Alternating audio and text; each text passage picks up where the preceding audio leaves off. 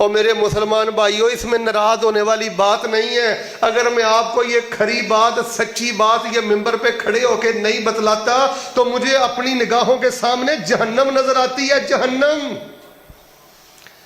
نکلو اس چکر سے کہ میں وہابی ہوں، میں سنی ہوں، میں شیعہ ہوں، میں دیوبندی ہوں، میں فلاں ہوں، میں فلاں ہوں۔ آپ سب سے پہلے اللہ کے بندے ہیں، رسول پاک کے امتی ہیں، عقیدہ توحید و سنت کے رکھوالے ہیں۔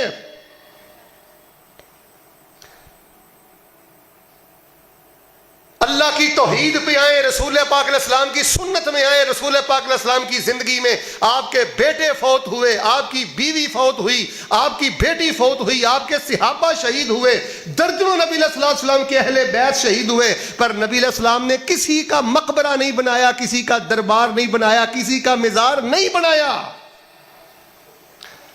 کبھی نبی علیہ السلام نے کسی بے اولاد کو یہ نہیں کہا کہ فلاں جگہ پہ حضرت یوسف کی قبر ہے، فلاں جگہ پہ حضرت موسیٰ کی قبر ہے، فلاں جگہ پہ میرے چچا کی قبر ہے، وہاں چلے جاؤ اللہ تجھے بیٹا دے گا۔ اللہ کی قسم اٹھا کے کہتا ہوں نبی علیہ السلام نے ساری زندگی کسی صحابی کو یہ نہیں کہا۔ توحید کی غیرت اپنے دل میں پیدا کریں۔ جگہ جگہ پر توحید کے لٹیرے ہیں، اور اس ملک پر آفتوں کی وجہ، مصیبتوں کی وجہ یہی ہے کہ ہر محلے میں شرک کا اڈا، قبروں کا طواف جاری ہے، قبروں پہ سجدے جاری ہیں، قبروں پہ چڑھاوے جاری ہیں، بدترین گندا شرک ہمارے ملک میں۔ وہاں تو لوگ یقین مانے، میں کبھی کبھی چونکہ اکثر سفر پہ رہتا ہوتا ہوں، میں دیکھتا ہوں یہاں پر کئی لوگ جوتوں کی پوجا کرتے ہیں۔ رکشے کے ساتھ اس نے جوتا باندھا ہے، گاڑی کے ساتھ اس نے جوتا باندھا ہے، بھئی کیا وجہ؟ کہتا ہے یہ جوتا مجھے نظر بد سے بچاتا ہے،